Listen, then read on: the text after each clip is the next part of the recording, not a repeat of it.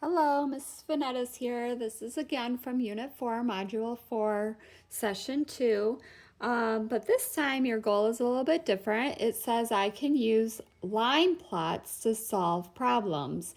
Think back to if you've ever seen a line plot before and what that might be, because that's what we're going to work on today. And we're also looking again at people who have trained for things, or if you've ever practiced for a competition or performance, which I know a lot of you have done, for example, in gymnastics or baseball.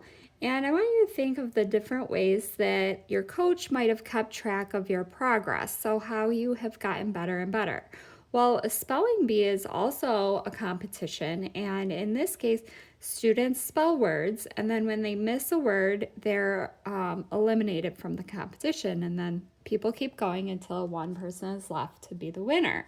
So we're looking at this page that's called How to Train for a Spelling Bee. So students who want to compete in spelling bees often train in these ways. They read as many books as they can. And Zaila, who we looked at before in our basketball bouncing juggling, she also was a spelling bee winner, and she read 1,000 chapter books before her 13th birthday. They also can learn about parts of words like prefixes and root words, which you may be doing in reading right now. Breaking words into smaller parts makes learning new words easier, and this is similar to learning and working with numbers by breaking them into smaller parts.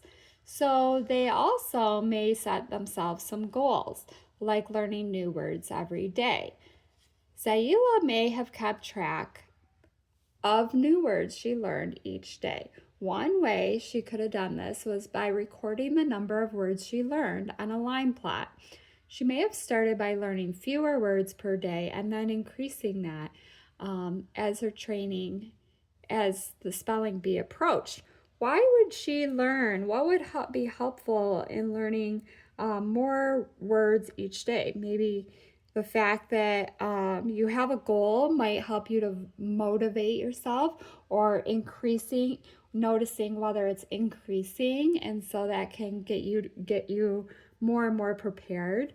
So, and feeling better about improving can help you to keep going. So we're going to look at the line plot that she might have had.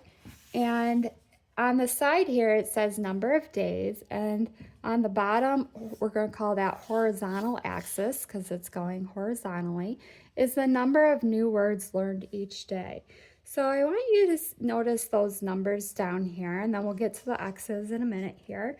What pattern do you see here when it goes from 300, then it goes to 325, 350, 375, 400, and so on, all the way to 500. What's going on with those numbers? You may have noticed from right off the bat, they are increasing. They're getting bigger each time. How much are they getting bigger? And you might think of quarters.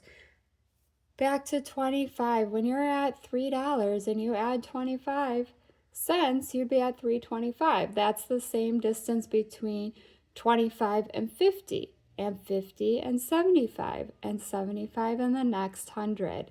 So they are increasing each day by 25. In your notebook, I want you to jot down what the next three numbers after 500 would be. And if you're still having trouble with that, go ahead and think back to when it was at 400. When you increased, you got to 425. So the next number here should be 525. The next number after 425 was 450. So the next number here should be 550. And then the last one gets you to 575. What about the numbers if you were to go backward from 300? Jot down what you think the numbers before 300 would be. And you can pause the video here before I reveal the answer. And then when you're done, check to see if you were correct. So the numbers before 300 would be 275, 250, 225, because then you're in the 200s. So in this line plot, you're going to also be making line plots later in Unit 6, and maybe you've actually done that in the past as well. Line plots actually were one of my favorite things to represent data when I was growing up. So think about now what X represents. Each X is what?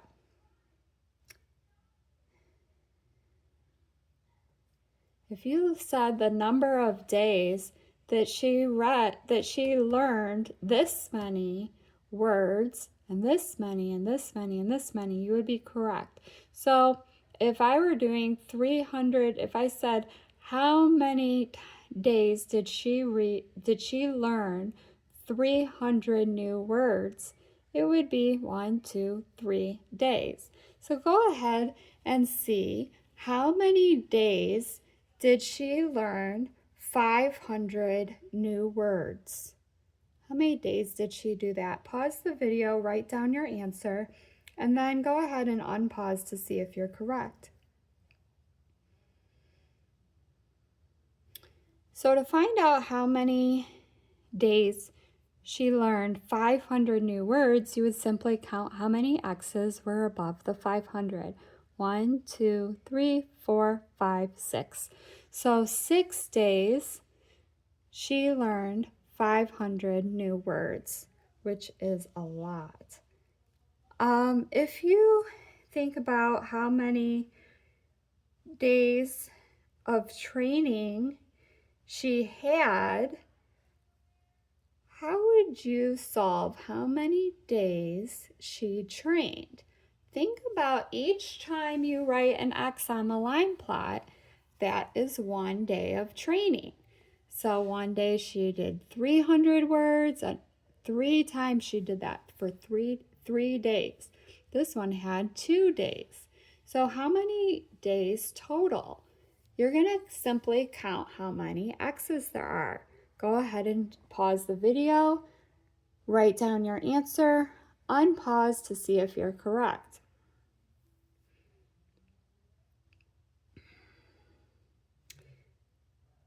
So if you said that she trained for 21 days, you would be correct by counting all of the X's. If this student trained every day in a row, how many weeks of training is this? So now I might want to make a little ratio plot thinking about how many days are in a week. So if I have 1 week, I have how many days? If you said 7 days, you're correct. So we're trying to figure out how many weeks are in the total, and you might have put the days column first and then the weeks, and that's fine as well. But you said that there were 21 days in this plot. So I have to know how many weeks that would be. So if I take 7, how many times would I have to take that to get to 21? So if I times this by that number, then I'm also doing that on the other side. So if I do 7 times what is 21, and you can count how many 7s get you to 21 if you don't know that multiplication fact. If you do, you might have said that's 3. Well, if you times this side by 3, then this side also would be multiplied by 3. And that means that you're going to do 1 times 3 and simply say that would mean she trained for 3 weeks. Okay. At this point, I want to see the person who made this line plot wanted to learn 10,000 new words. So we're going to jot that down, and you can do the same in your notebook. We want to know if she actually made that goal. You're going to be working with your group to figure out the total number of words the student learned in 3 weeks. She wants to do 10,000 by week 4, when 4 weeks are done. So we have to know where she's at. And you said there were 3 weeks represented here. Let's see if she made her goal already. So we're going to have to add these all up. And at this point, you might have different strategies for figuring this out. I just want you to notice that you are not counting the number of X's anymore. That just represents how many days she trained for. Instead, you're going to count how many new words she has learned. So you'd have to do 300 because this X represented 300 words that day, another 300, and another 300. So you may want to split up some of the jobs of doing this, and it's up to you and your group. Some people might want to count how many X's are in a row and then multiply that by how many words were learned on each of those days, or you might have a different strategy. So talk with your group on how you want to come up with this, and then when we get back together, make sure you are writing down your work, and then at the end you need to come to a group decision on how many words you think this person has learned, and did they make the goal yet of having learned 10,000 words. So when we get back together as a class, you're going to report to me how many your group decided on and or solved the problem to be, and whether that meets this goal. You may begin.